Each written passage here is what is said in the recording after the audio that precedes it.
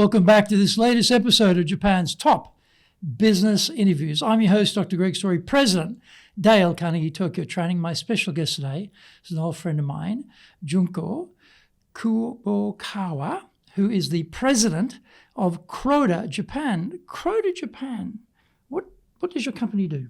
Okay, thank you for asking. So Croda is a UK headquartered specialty chemicals company, and we serve the industry like consumer care, like cosmetics, and also the life sciences like pharma and crop chemicals. So quite a big scope. Oh, yes. Quite a big scope. So we are the one behind the scene supporting all these brands. Right, you're putting the ingredients for them. Yes.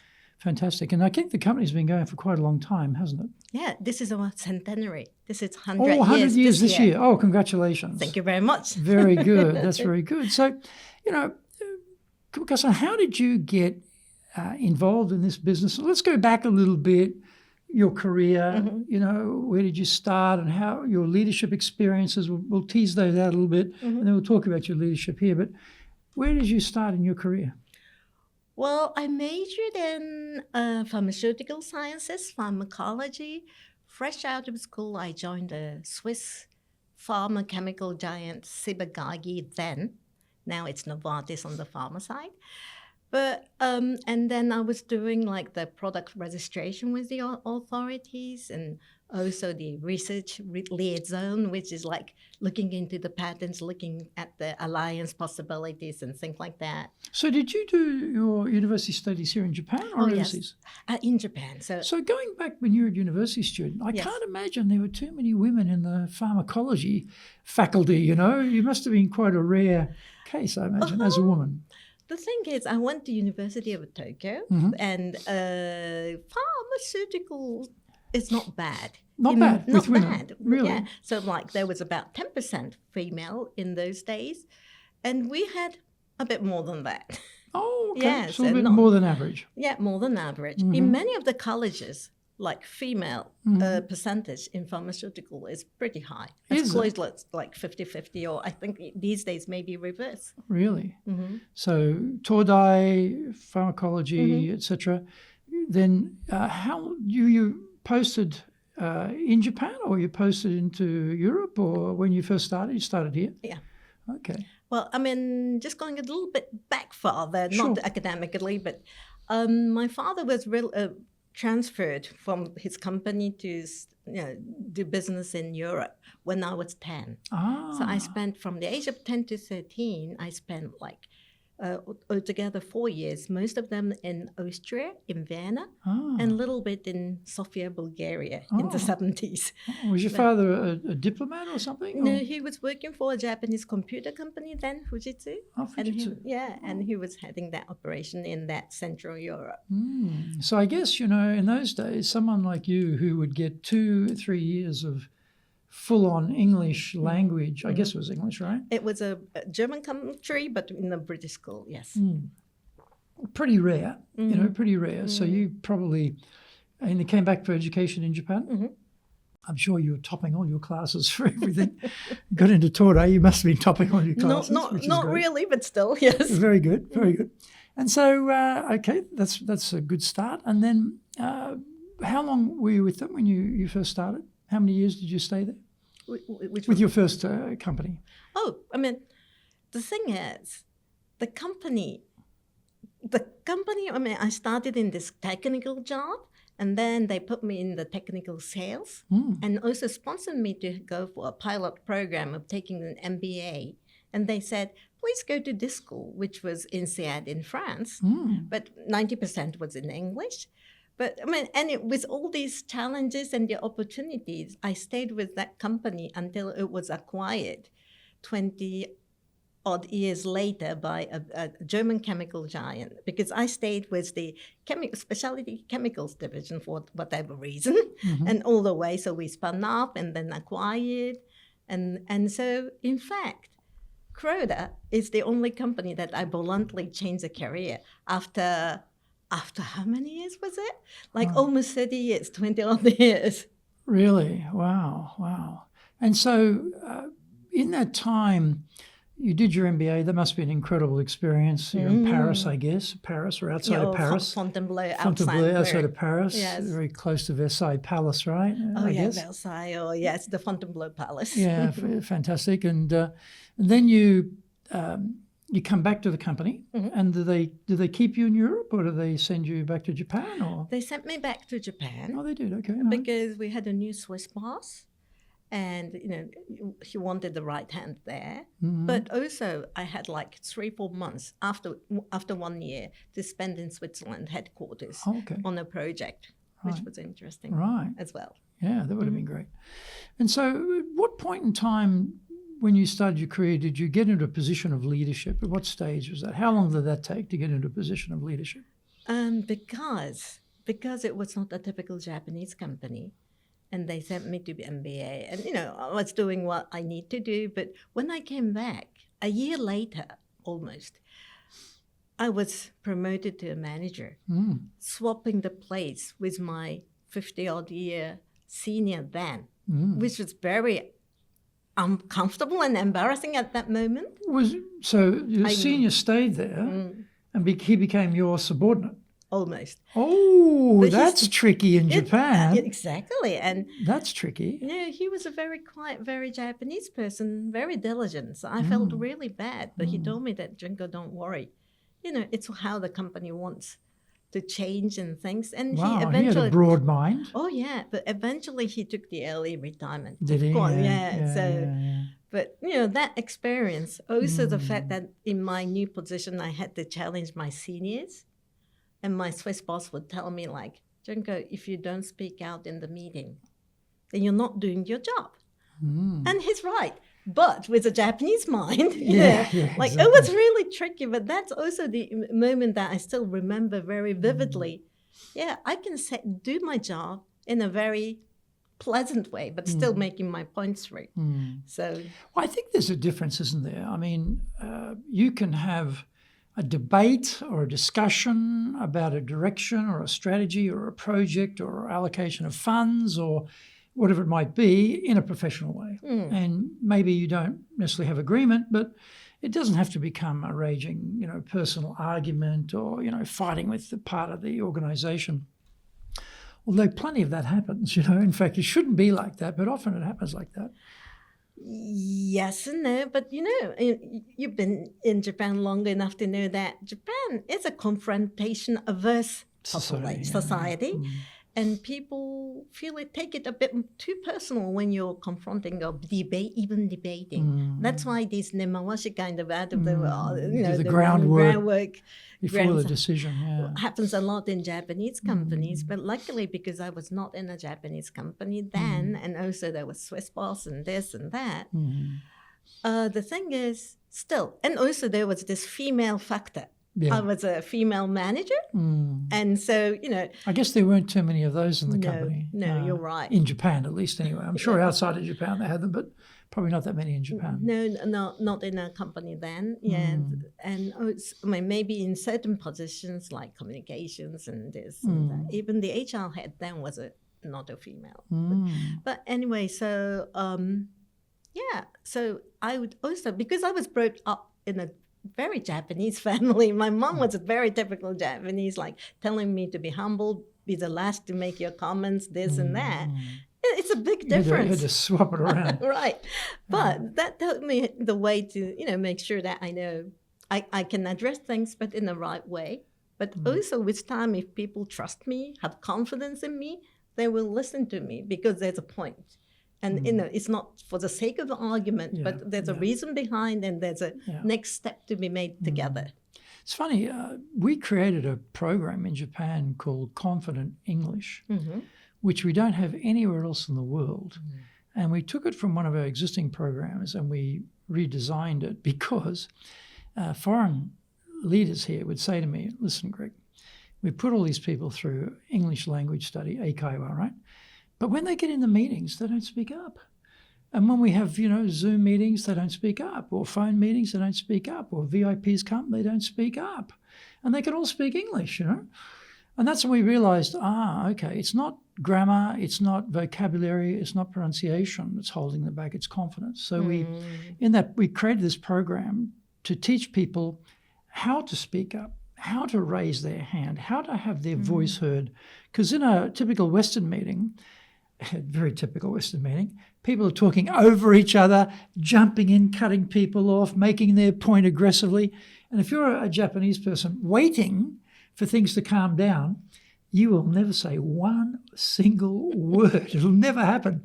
So we actually have this program where we teach this to teach people how to intervene and how to make your voice heard, because it's as you say, culturally, it's difficult here. So at this point, I guess you've got a team of people reporting to you who were reporting to this previous boss.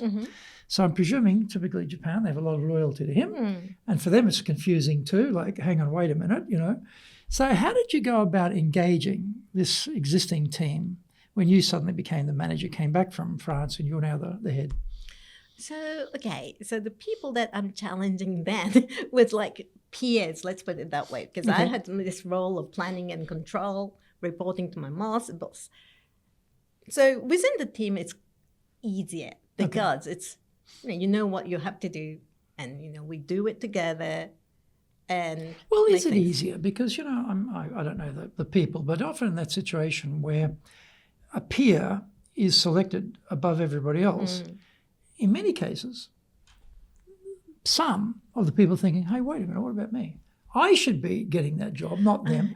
She doesn't really deserve that. I'm doing better than her. Why? This is not, why? And there's this, can be, unhappiness about one person, doesn't matter with you or anybody else. They don't like the fact that it wasn't them. So when you say up here it's all harmony and light, I wonder, it's not that easy sometimes. No, exactly. But the thing is, it's a different role we were taking. So I was talking about more the horizontal things. But one of them were my boss before I went to France. And now I'm in the same level, challenging the person as needed because of my job's nature. But the thing is, I'm not saying that because my boss tells me, but it's the logic behind, and I will explain why I'm asking this, or trying to bring the conversation out of the comfort zone, or like, it's not because we used to do it this way, but it's like, why don't we look at it in this one manner? So when you talk about peers, are you talking about fellow managers on the same line? Because what I'm expecting here is there's an existing team. Your ex-boss was the head of the team, and then he's out and you're in on top of the team. That's what I was thinking, but it wasn't like that. No, I was talking more like your peers in terms of your fellow managers. Yeah, exactly. What about the people in the team? Oh, this is a small team, so that was okay. There's only one person. When this person went, then there was someone else coming in. Even this senior, when I came in, he was really trying to tell me how the history was, how this is, what's the problem, and things like that. So it was really... So you're not taking over 15, 20 people or something, which would be much more. It's one person. Yeah.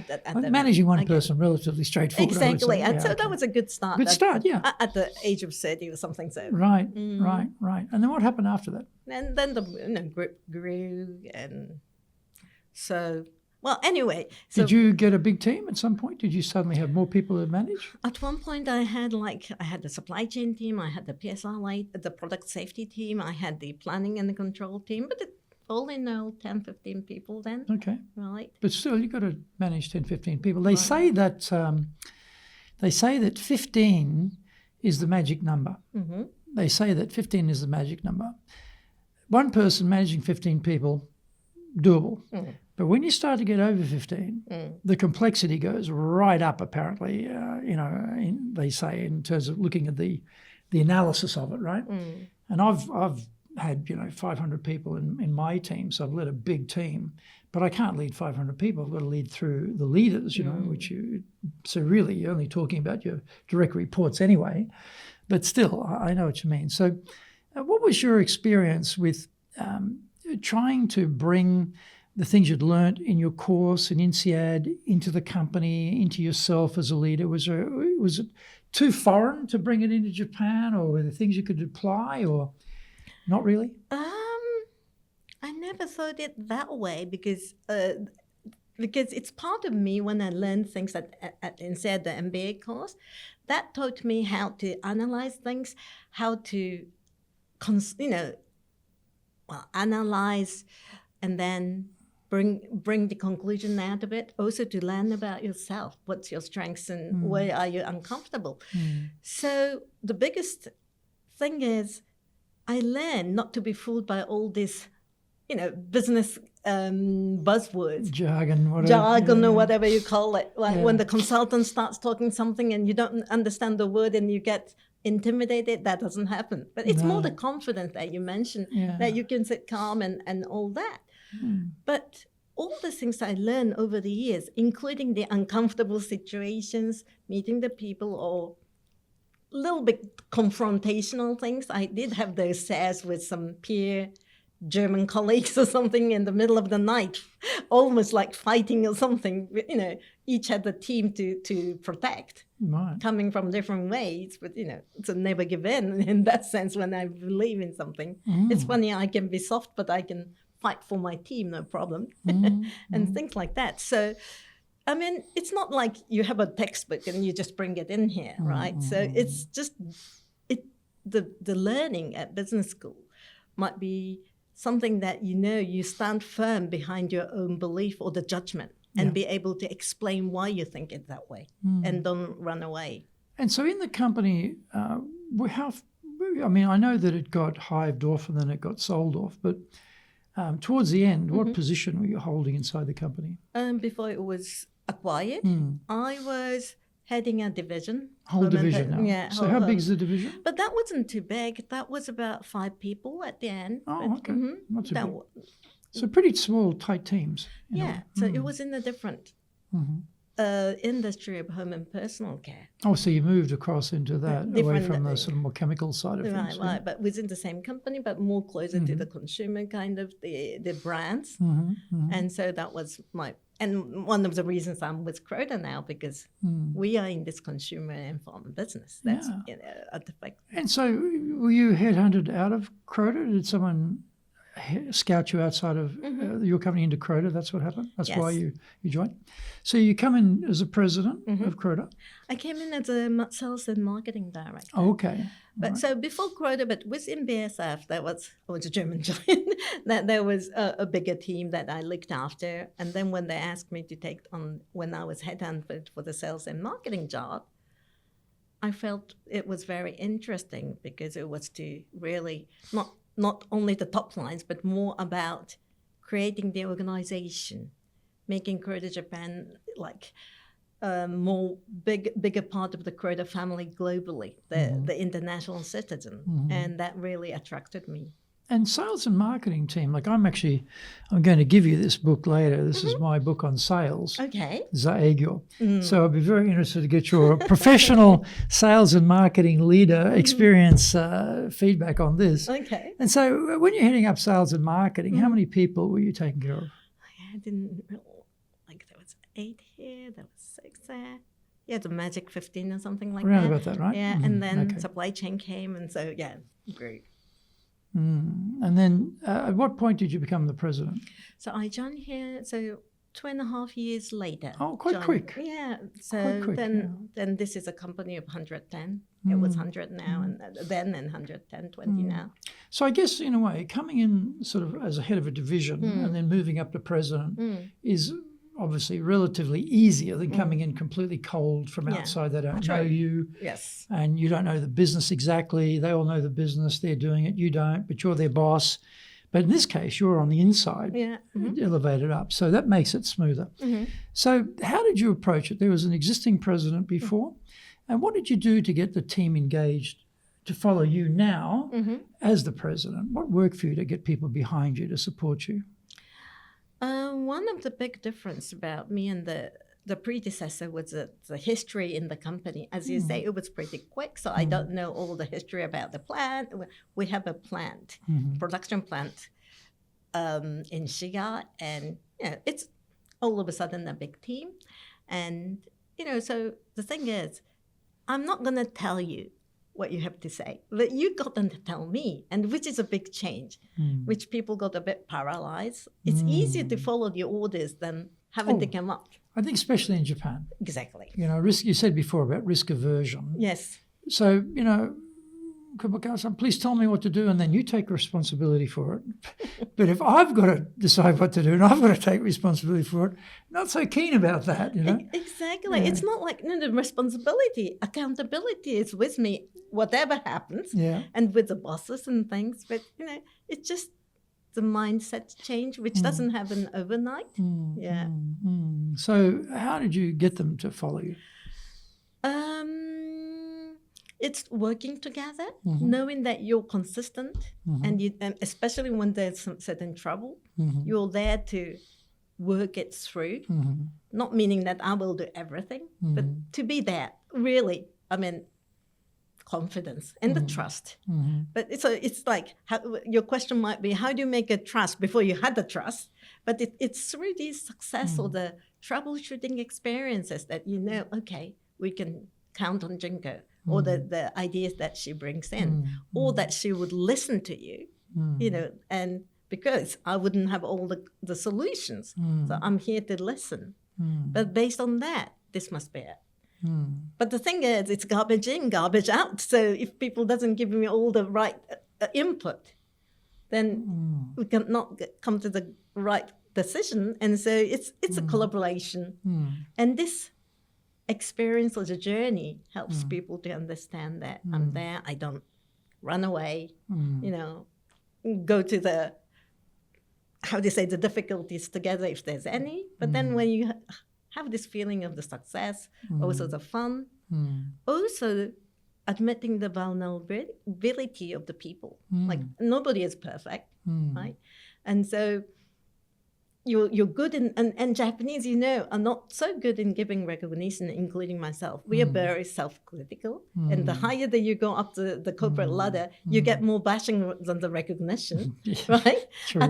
At home too, my daughter, when she was small, she told me like, Mom, I will grow and develop better when you give me recognition rather than... She's coaching you. Exactly. And they're like, yeah, you're right. But I was brought up in this way. So, the people, human being always do it in the way that you went through, but then try the new things. Yes. So that's that it is. So, we still have to make some conscious efforts to make more recognition. Well, just on that point, we probably talk about it in more detail later, but you just described, you're a mother and married mother, and you're a working mother, and you've made it to the president.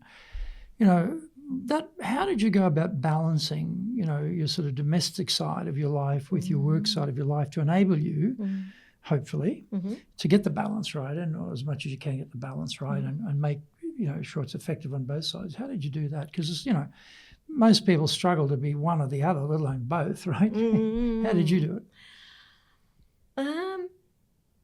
I think I was fortunate enough not having to fight for the work at home, meaning that I had a very understanding, supportive parents who had no problem sending me to study abroad, for example, but also my husband. He took it natural that I am working. He's Japanese? He's Japanese. Well, he's a very understanding Japanese husband then, because, this is in our era, husbands went to work and wives stayed at home, had the kids. That was how it was done, wasn't it? His mom did ask me when we had the child, our daughter, and she said, Junko, do you have to work? Is my son not earning enough to care for the family? And they said, yes, mother. But I think our family, our couple is happier when I'm working and having my own, world. And then we respect each other better. And she kind of stopped there. She didn't interfere. That's but good. She was kind enough to take care of the daughter whenever I was traveling abroad. Right. Later, a few years later, and here's a tip to the working mothers, like, don't go for the idealistic you, because you can't be perfect. In front of the mother-in-law as well. And when I was traveling abroad, when our daughter started going to primary school, she has to go, she has to live in the house. So mother came and lived with us when I was away. And she helped us. That was really nice. But house might not have been in a perfect situation, but it's get the best out of it. But she told me after a few years, like, Junko, I think it's good that you're working. from the same mom. And she said, well, you know what? I mean, it's better to have the different world of both of them, for both of you, because he's my son, but if you're there all the time with him, it might be pain in the neck, jokingly. But the thing is, it's really nice when you hear it from your mother-in-law to be so supportive and understanding. Yeah. So we did have have person coming in to help clean the house. I know some family don't accept the stranger in the house when you're not there and all that. But from that point of view, long story short, I was having a supportive family environment. And also having people to help you around. So thinking about we as leaders can come up with ideas quite easily, I think, because we are tapping into the world, we're tapping into our headquarters, we're getting lots of stimulation, lots of information compared to everybody else. And also often we have long experience in our jobs too. So we've seen a lot of things, we've seen different companies, different situations, we get ideas. That's good. But what have you found works well to get ideas from the people who work for you, to make sure that their ideas are coming out and being shared with you? What has worked well to get their ideas? It's the encouragement. Also, normally I start by asking them for the ideas. When it doesn't come, then I might give them a bit of an idea and think, how do you think? And then it's a trigger to get more ideas coming out from the people. And is that this is the classic foreigners who come here and they're visiting and they maybe give a town hall or something. And then they open up for questions in Japan. It's like silence. No questions. It's like, oh my God, that was a failure. It's just a culture thing, right? But it's the same thing, isn't it? Even if you, as a Japanese leader with Japanese team, you're asking for ideas or your thoughts, and then nothing. So it's hard, isn't it, to get people to actually step up. So you are sort of, I guess, putting something as a seed in their mind to get them to think about it and give you some feedback. Anything else you found worked well to get? Do you have like ideation sessions? You're a chemical manufacturer. You have R&D. I'm sure you're doing consumer products. So there's bound to be a lot of ideation going on in the company. So are there ideation methodologies you have when you want to get together as a team and come up with ideas that you use, or no? We are pretty much matrix organization, so depending on the business sectors, we will do that with the regional colleagues as well, of certain methodology of pulling out the unmet needs. So that is the business angle. But then there's a Japan angle of this is what we want to tackle. How do we do that? Then we ask for the leader, who will be the leader for this. Well, we have certain candidates, but and ask the person is willing to lead or not, and then that's where things start. And then there will be the challenges and questions and answers. I was coaching some leaders. I can't say the company name, but they're a big Japanese, famous industrial chemicals company, plastics and whatever. And these guys are scientists, basically. And I asked one of them, do you have like a brainstorming methodology you use? Expecting they would have, because they're a very innovative company. And he said, no. I was quite surprised by that. I just assumed anyone who's got R&D would be, constantly looking at best methodologies for getting ideas out. And so I was a bit surprised by that. I mean, one of the things we do is I'm actually doing it shortly. We run ideation sessions for companies, because often, because of the politics and, human relations and all those complexities in companies, it's not easy for some people to be the facilitator. So people like us who come in, we're sort of neutral. Yeah, sure. And we can ask people to do things and we can control it in a way that doesn't upset anybody because we're outside the system. So, yeah, we do that sometimes. Okay, yeah. And so at Croda, we have like Ideaporium that we call it. That's a similar thing of just throwing the idea and then it will be looked by the competent people and see from there, because the product development may not happen only in one country, but it's more like the global, that's our strength of looking at things globally. Globally. So, yeah. And what about trust? I mean, trust is important everywhere. I know that. But I always think that in Japan, trust is so important. Like, I remember I've lived here 40 years now. So when I started working here in 92, I would be running sales teams and getting resumes, and you go through the resume. And because it's English, it's a gaishikei organization, you tend to get a certain type of Japanese person. And often they'd be moving, in their resume. So from a Japanese company point of view, they're out, jumping around, you're out. Especially in those days. In those days, right? But for me, it was no problem, I don't care. And it was interesting for me. I'd often find that people were making very emotionally based decisions about their careers in the sense that my senpai called me. My senpai, my senior, who I used to work for, called me to come and join their company. And then that company would go under because the headquarters in America had cut all the funding and they'd close it down. They're out of a job, which is why they're sitting in my office. So, I always thought to myself, wow, there's all people. I always thought Japanese were very logical, sort of practical. But there's a high emotional element, I think, in Japanese people. And so decisions like that are quite emotional. So again, trust, you trust your senior to quit your current company and go and work in a company you don't know. So I think here, trust is really something. It's also attached to preserving your face too, A lot of things attached in the culture here. But what have you found works well to build trust with people? Just picking on your example of the emotional factors, it's changing with time and things. People are making more easier job changes, but also more logical decisions. But sometimes people takes the job hunting very easily. So this relationship means a lot. But, as you say, if the company goes bankrupt, what happens to the relationship? Sometimes, it's just you suffer together. So still bonding enhances, yes or no, but anyway. Down at the bar having a drink together, complaining about that company who went under. But it's not his fault or he or her fault. But anyway, so building trust. The thing is, it doesn't happen overnight, but just as I say, it's a man.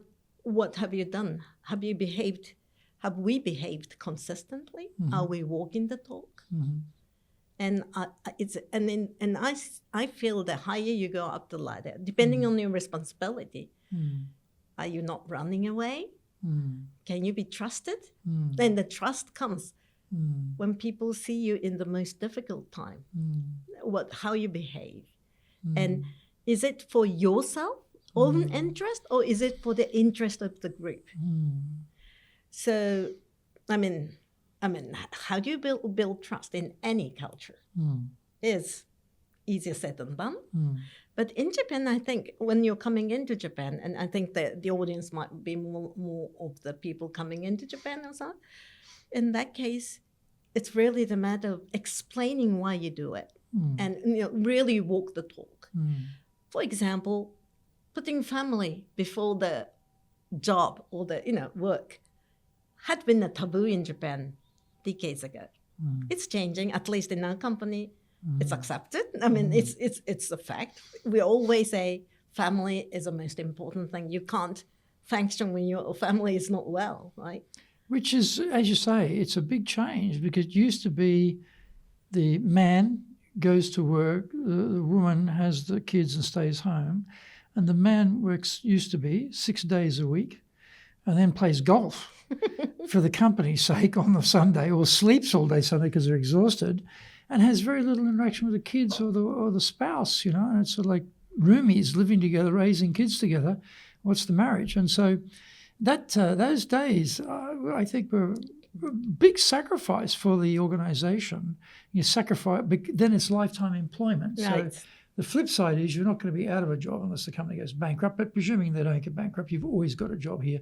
We will keep you, and we won't fire you. We'll keep you. So you've got that quid pro quo thing going on, I guess. But it is changed, or has changed, hasn't it? I think. I mean, in our company, we say our value priorities. We have our values, which is like respectful, sincere, enthusiastic, principled, etc. But then we say priority: your health. Number 2, your family's health. Number 3, company health, in that order. And again, as you said, walk the talk. You've got to, if you're going to say that, then you've got to do that. You've got to actually give people time off or give them a priority for their family or themselves, and not be pushing the company's interests. Yeah. Exactly. And it's not all about you. I mean, you do that, and the younger ones may want that, but these middle managers have to also to understand that that is what is expected and go through this transformation of the mentality. And how do you transform that mentality? Because they've grown up. I was telling this story earlier today that we do a lot of leadership training, and I remember in my leadership classes, one of the Japanese guys, he's probably, I'm going to say late 40s, he said to me when he was younger, he did something, his boss was so angry, Japanese boss, Japanese company, everybody Japanese, his boss was so angry, he threw an ashtray at his head. I just laughed when I heard that. That is like, wow, unthinkable today. But in those days, though, scolding someone in front of everybody, no problem, yelling at them, abusing them, scolding them, throwing an ashtray at their head, all part of the parcel, right? So I think we've come a long way. Oh, yes. And I think the younger generation is like, no, I'm not putting up with that. Yeah, exactly. I'm just not putting up with that. I had a ballpoint pen flying over to me. Really? From someone who's not even in my line. Anyway, something who was not happy about me or something whatever. Wow. Okay. Decades ago. Yeah. But all the others didn't approve it, so that was okay, and then things like that. But anyway. But the thing is, what I mean by walk the talk, the trust, you've got to be consistent. And one example is, well, when I came to this company, most of the people, they never had a female boss to begin with. That was new. Yeah. One of them, not only one person, but I had a few cases when people came to me asking for like flexi time or half day off. And I guess like, of course. Oh, well, are you doing something fun? And they say, oh, I'm moving a house. Like, excuse me? You're relocating a house and you're not taking a full day off? Yeah. That was like, wow to me. Yeah. I'm like, hey, go. I mean, I don't think it's a good idea to take the day off. Yeah. The guy looked paralyzed, puzzled. Yeah. I'm like, let me take it home and discuss with my wife. He did, and he told his wife that my new boss tells me that I should take a day off. What do you think? And she said, it's a very good idea. Please do so. So it's... Help me with the moving. Exactly. For God's sake, to do the whole thing by myself, get down here and help me. Yeah, but, that was this macho thinking. I mean, it doesn't matter. It's the management behavior that matters. And so if it's like that and reinforcing it, I mean, for example, until recent years, there were no female who took the maternity leave and came back. Yeah. 2 years ago, there were like 3 in every month in this Tokyo office. 10% of the population was taking maternity leave in the same year. Yeah. But then people get used to it. And it's a big disruption in a way because it's like 2 years they disappear for, right? Because they're getting a certain percentage, a high percentage of their salary while they're having the care of the children. But they're not working here and they've got to have a job when they come back. So it is, it's not a simple thing from the company side to deal with that. You've got to have a very flexible mindset and a flexible system to absorb that disruption. And I think that's something too that in the past it wasn't an issue. It was like, okay, I'm having kids, bye. And then you've got the replacement. Put a replacement and keep going, Yeah, exactly. So that, from a leadership point of view, it's a much more subtle balance you've got to strike, and to have the capacity to support people, to have families, and we don't have enough kids in this country, so we want to do that, but also to support your own company and keep the business flowing. So you're talking about transformation, before. What other things do you think how you had to transform these sort of middle-aged, typical Japanese salarymen to accept a female boss and new ways of doing things? What other things did you do to get them to follow you in that sense? Just take it as business as usual. Just be yourself and don't pretend, bigger or smaller than I am, and just do the job. And people get used to it. It's a matter of everyday thing. And so didn't do anything particular, but I do get told later on that, certain things I say or I do was so new. So people might think, wow, I haven't seen that, or I haven't seen that set. But, but when they get exposed once, twice, third time, then it's a daily thing. So that becomes a business as usual. So as long as you're consistent, be yourself and walk the talk, then that will come. I mean, it sounds easy, it's not, but it may not. But well, when people join my company, and particularly women, I say to them, look, if I say something or if I do something that you don't like, tell me. I'm a man. I'm Australian. I probably don't even notice that this is a problem for you. I'm oblivious to it. Men, we just don't see it, you know. I won't. You might be thinking, oh, he'll realise that he said that, he shouldn't have said that, or he did that, he shouldn't have done that, and he'll self-correct. I'm telling you right now, I probably don't even know I'm doing that as a problem. So if you don't tell me, there's no way I can stop doing it or change what I'm doing. So please tell me, you know. I have to tell them that because the expectation is somehow I'm going to know. Guy, we're not going to know. You've got to tell us, you know. So I always have that, particularly with women, just point out to me that this is what's happening. And if I'm doing the wrong thing, I'll change it. I'll stop it. I think to be that flexibility, have that flexibility is important. In terms of culture, you know, you have the, you know, the headquarter culture, and then you have Japan culture, and then you have, you know, Kubokawa culture, how you like to run things around here. Now, you can't go against the headquarter culture or they'll fire you, and you can't go against Japanese culture because nothing will work. So you've got to fit in with those two things. Within that frame, though, you have a lot of freedom to bring in the type of work culture, the style, the taste that you like. What have you found works well to bring in and have your culture be the dominant culture here? Okay. I mean, we talked about this flexibility earlier and like diversity, equity, and inclusion. I'm a big supporter of that. You know, in the BCCJ, the British Chamber of Commerce, I'm also one of the champions there. But that's exactly it. How do you embrace diversity? How do you always affirm that inclusion is so important while certain things might be disrupted, right? So it's just by explaining more, talking about it, and be caring.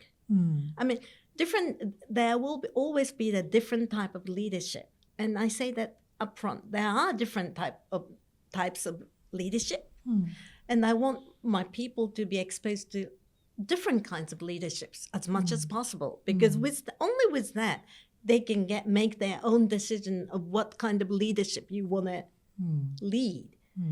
And so explaining the reason behind certain comments, certain decisions, certain behaviors is important.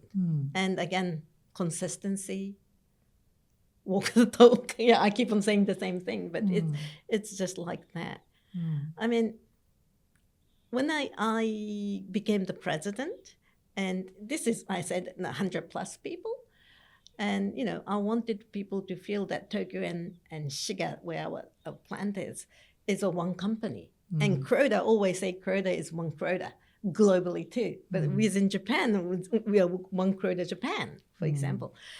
It's, again, you would think it's easy, but it's not. And let's meet at Sekigahara and fight it out like last time. Exactly, the weather changes and things like that. Anyway, yeah, not going back to the history, but still. And so one of the ideas was that HL came up, which I thought was brilliant, was like writing a birthday card to each employee. And I still do that. But I get input from their managers and not writing what they wrote. I'm not just being a mailbox or something, but just learning more about the people, be interested about the people. I don't know, it's not recommended to everybody, but it's just that I like that mothering approach, being a mother, and know more about the people. So there's lots to talk with anybody you talk with. And also we have a new site director. So since last year, we started having like birthday lunch for the people who was born in that month. And with the site director and myself, same in Tokyo. And, you know, having those chats and just enjoying the moment, celebrating, but talking about nothing business. That was something that I felt was kind of different and fun. At least for myself. And some people appreciate that. Some people think like it's too much. I mean, I can take this example. In Croda, we talk a lot about safety. Safety it's not a priority, it's a value. We want people to come safe to the work and safe back home, and so much effort and emphasis on that. But when I would talk to like a typical Japanese group, especially in Shiga, and say, if I am doing some behavior which is you think is risky, would you feel comfortable stopping me? 90% said yes, but there were 10% who were not feeling comfortable, and they said, do you want me to get hurt? No, but you're the president. I don't feel easy to tell you that you're behaving risky or dangerously, and then like, but I want you to say that. So going into this like little anecdotes, taking that kind of the example, this is a Croda Japan culture, or the Croda culture that I want you to have. We know it might be different outside, but this is the culture we are aiming for. Again, explaining it with a specific example like this, and like, yeah, that's the way. If you want to be successful as a leader, do the Leadership Training for Managers course. All companies need people who can both manage and lead. Leading people screams out for real skills in communication, dealing with all different types of people, being excellent at innovation, planning, delegation, handling mistakes, doing performance reviews really well, and inspiring and motivating the team.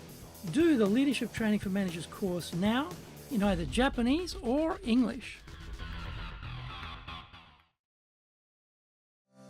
Leading is easy. Getting people to follow is the hard part. That is a great quote from Yogi Berra. Surprisingly, despite the complexities of leading here in Japan, everyone has to work it out by themselves. Foreign leaders want practical, applicable, expert advice. This is now available for the first time in history. Grab your copy of Japan Leadership Mastery on Amazon today and avoid the mystery, trial and error, especially the errors. It's a good one. What about handling mistakes? Handling mistakes. Oh, yeah. Sometimes companies at the theoretical level, ideological level, they say, well, of course, mistakes are simply opportunities to learn, and all good. But in reality, someone makes a mistake and there's a lot of money attached to it, big explosion, lots of problems. So that again, walking the talk between, well, we say, mistakes are part of the learning process, but then actually have to walk that talk and not scold people, but look for other ways of dealing with it. How do you handle mistakes here? I mean, mistakes hurt. Especially when you're in the industry you're in. Where Like you talk about a whole factory could blow up potentially if you've got chemicals, dangerous chemicals or whatever it might be, or people get injured or whatever. So it's not just a typical office job, put it that way. So how do you handle mistakes?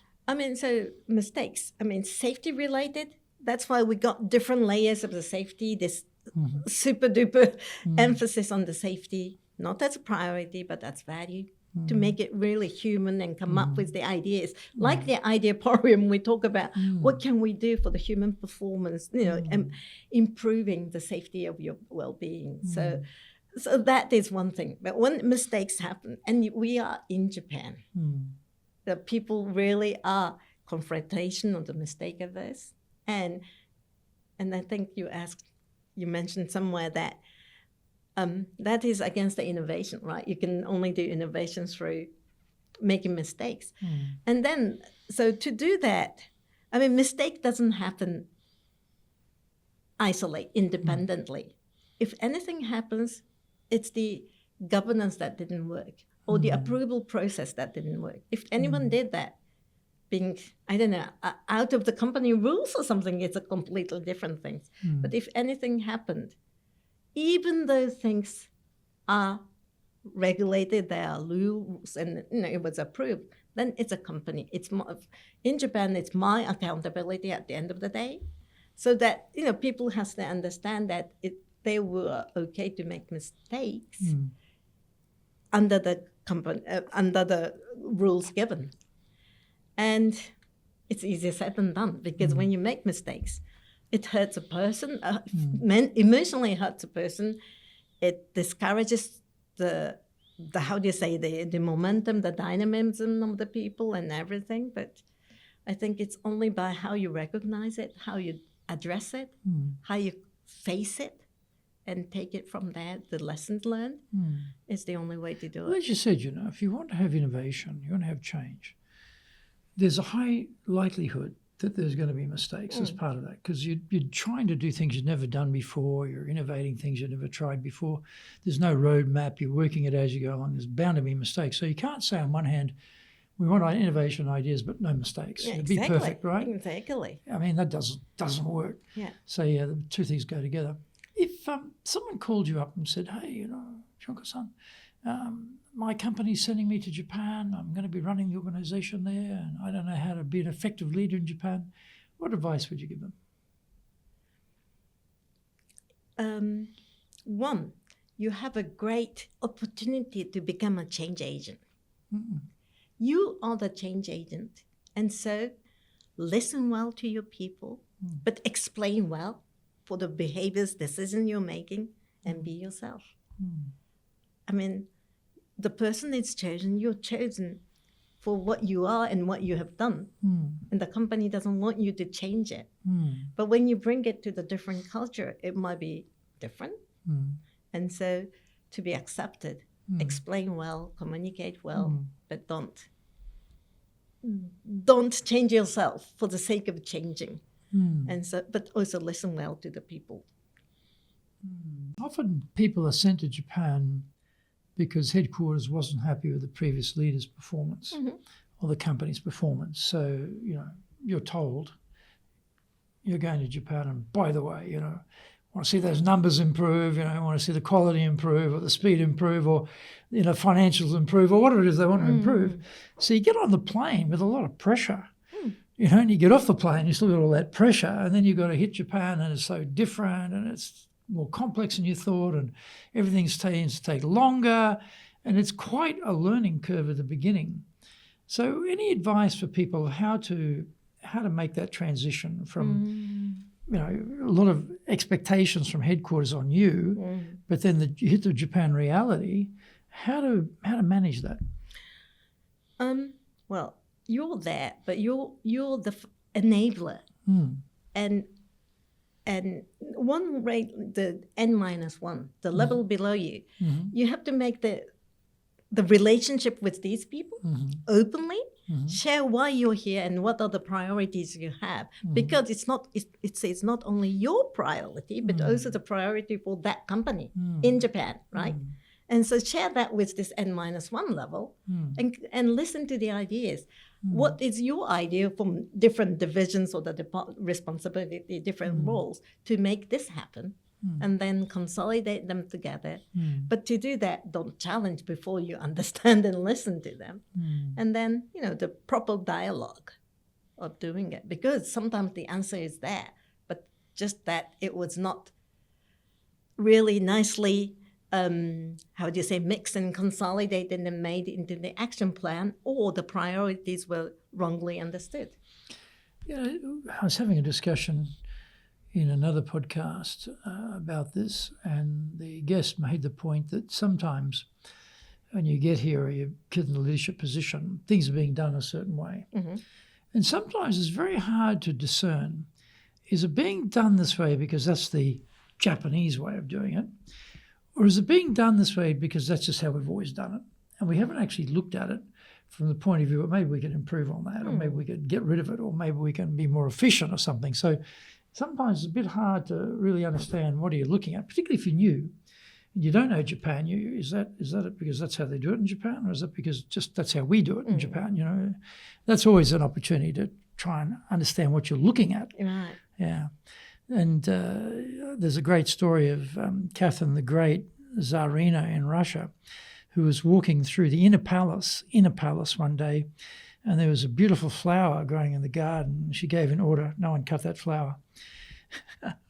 A couple hundred years later, some foreign guests were being escorted around the palace, and there were guards inside this area, inside the palace, right? Not on the outside, on the inside. And they said, why have you got guards here on this inner quadrangle?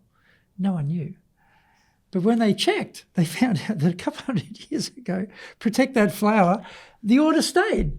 And The flower is gone. they're still doing it, even though the flower's gone, you know. And so when I hear that story, I often think about, well, maybe sometimes we should question why we're doing things. Is that really the reason?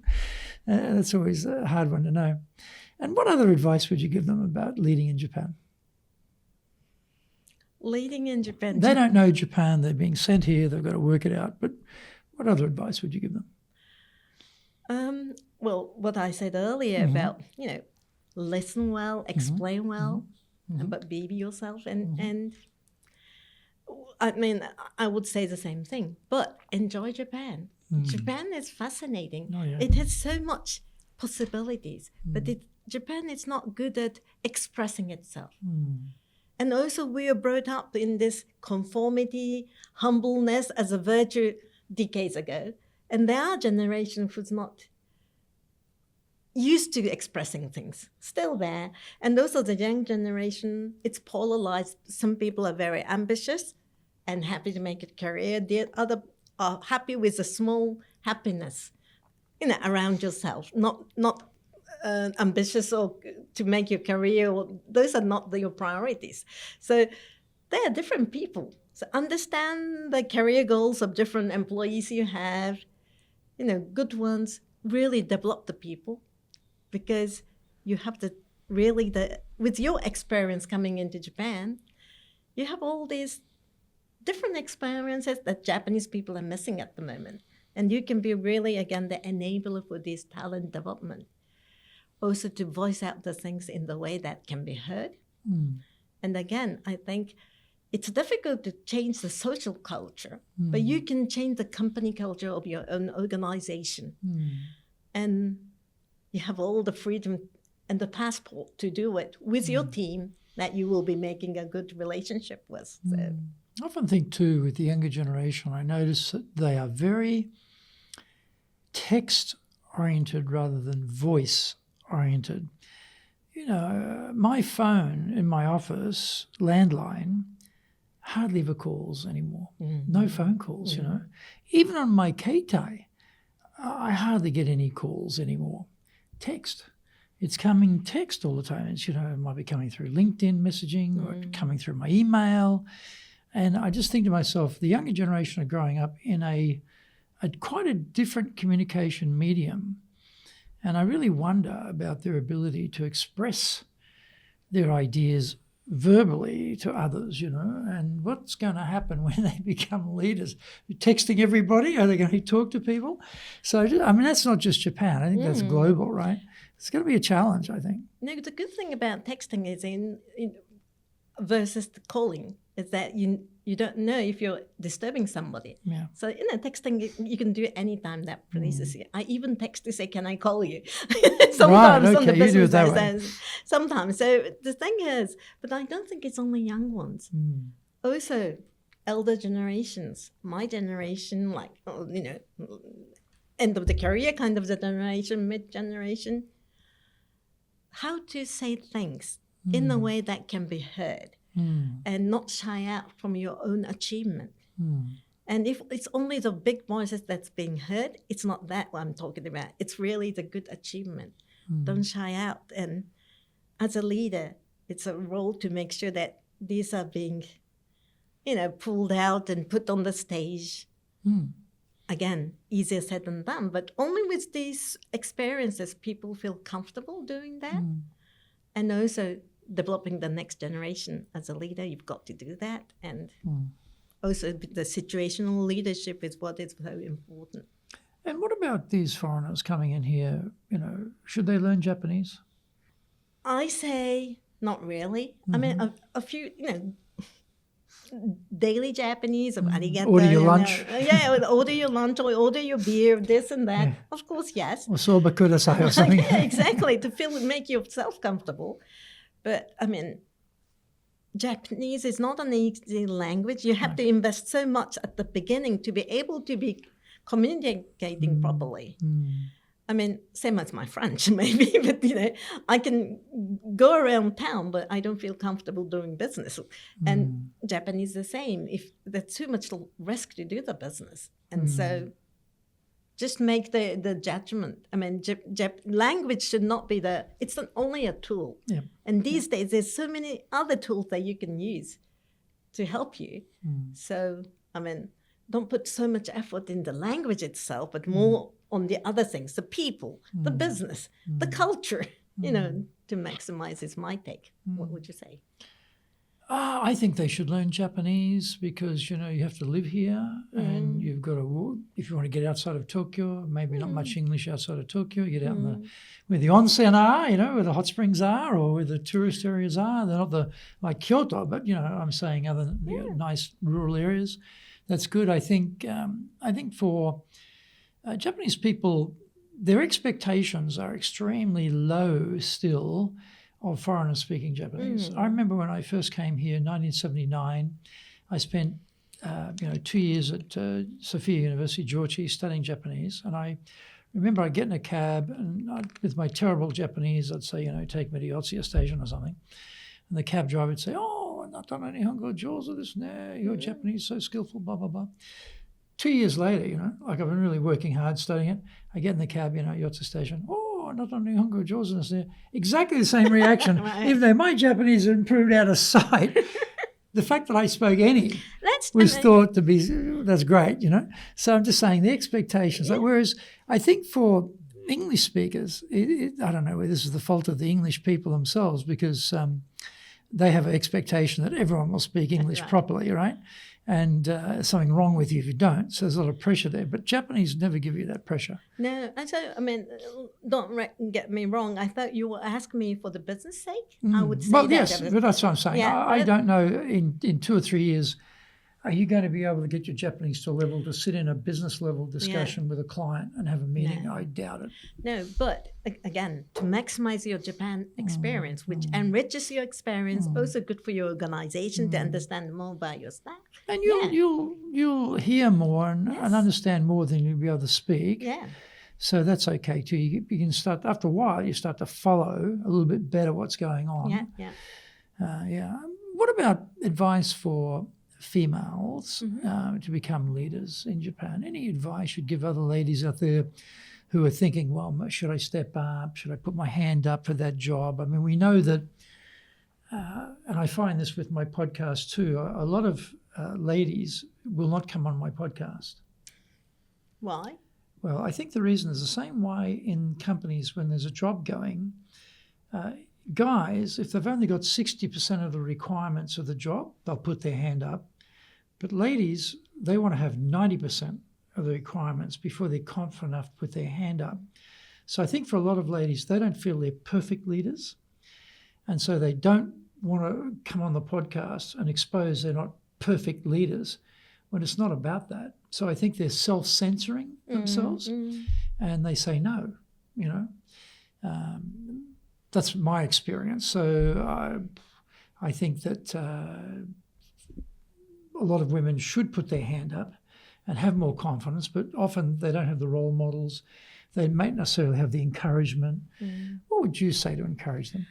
I mean, for female and for certain men, I mean, it's not only about gender, but more for female, especially for female, it's a confidence and those confidence thing. Yeah, as you say, is it, glass half empty or glass half full kind of the situation. It's okay to make mistakes or say something, and you grow with the experience. You can make mistakes safely. That's a word we use in our company, which I really like. But the thing is, you don't have to be perfect. And I always say, like my housework and things, house chores and things, I get help because I can't be perfect. Whereas decade before, I mean, one generation before, you had to be perfect to be admitted to work from the families and in-laws. So things are changing. And so don't try to be perfect and just, pamper yourself. Don't feel guilty. And it's not only female that is suffering, but also the less confident men are also suffering from the same way. But also, I would like to say the same thing for men who is surrounding the female, because you need two to tango. And so the men colleagues, please understand that, you can be in their position anytime, not because you can't give birth to babies, but you may need to leave for the nursing of the parents or this and that. These days you've got paternity leaves and things. So we help each other out. Listen to the other ideas, because why do we talk about DEI so much is that there's so much creativity when you get different angles coming in. Even me, I get other angles from the female, but from different generations. So it's not only gender thing, but it's also the generation things.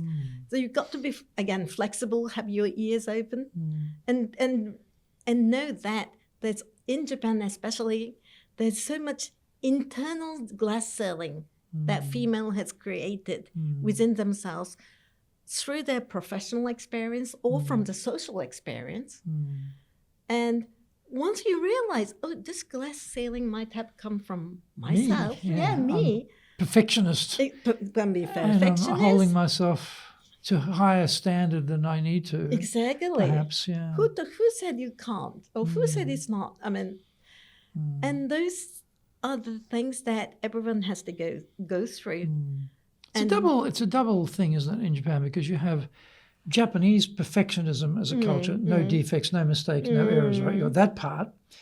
And then you've got the female thinking that I have to be much better than everybody else to be in that leadership position, where the guys don't think like that. They think, well, it's my turn, or I'm good enough, I'll work it out. And I think foreigners, like, for example, Australians, we tend to be very much, have a go, I'll work it out. I don't have all the answers. I don't have a perfect plan, but I'll have a go and I'll work it out, or I'll get out if it doesn't work. They're prepared to take the risk. Yeah. But I think Japan, being such a risk-averse culture, just generally speaking, and then add that, that's women holding themselves to such a high standard, that really does, as you say, put their own glass ceiling on top of their heads. What about any advice for men on how to help women step up? Because, we often, I don't know what's going to happen now. You talk about DEI. With the whole become such a political football. I know. I don't know where this is going, but prior to this political football thing happening, we would be asked to come in and do, training on diversity, equity, inclusion. And they'd ask us to come in and train the women. And I'd always say to them, yes, of course we can do that. Well, what about the men? What about the men who are going to be the ones who will be leading women in their teams, who need to be encouraging them, who need to be promoting them to step up and take roles? Those men need training too, or probably even need training more than the women, frankly.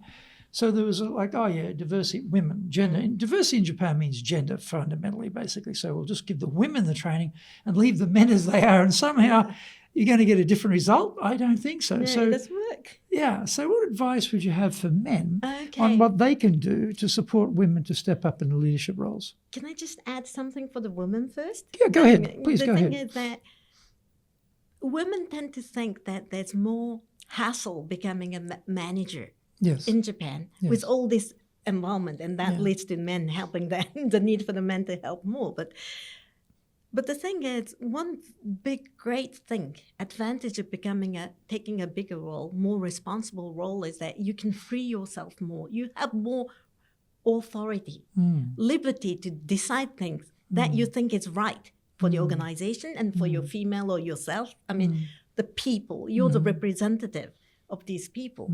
So know that there is this liberation rather than the more hassle waiting for you there.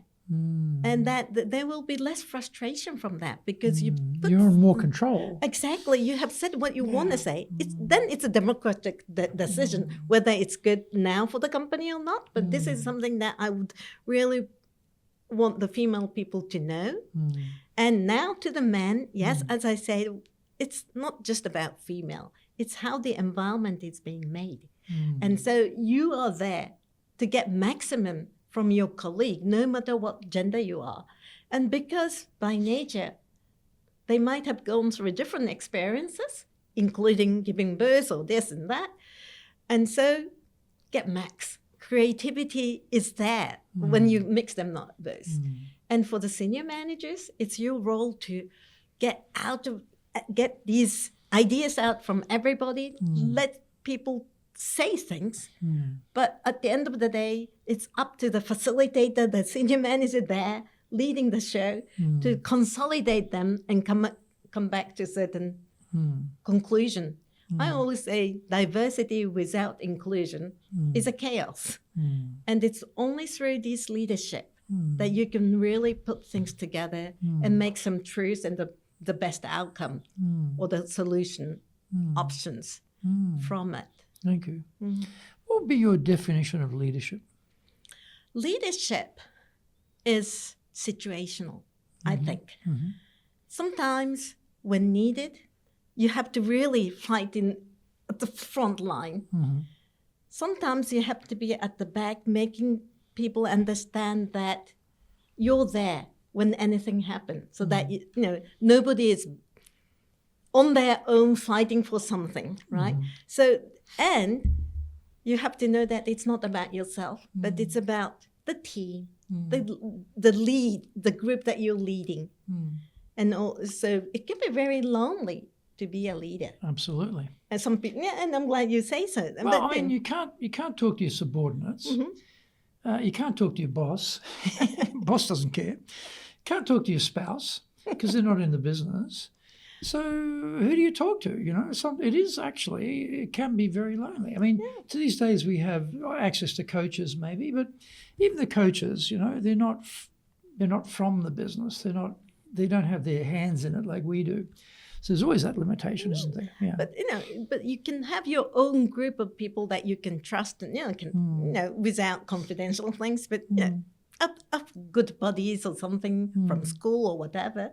So that's one. But the thing is, what I want to say about the leadership is that one has to accept that you're not, you talk about inclusion, but sometimes you are out making this happen and not always being included, but accept the fact that it can be lonely. But still, one of the other role of the leadership is make sure that there's always the next generation to take over you. And so try to develop the people as much as possible, but also having a very frank feedback session, positive and development points. Because Japanese are not good at having this honest talk. And these dialogues happen more in the non-Japanese companies in Japan than the typical Japanese companies, because people move a lot within the organization, whereas in non-Japanese companies, you might stay in the same big sense of the sector or something. But so two things. Situational leadership, be ready to be not included, but just be there, know your value. It's not about yourself, it's about the team, and then develop the next generation.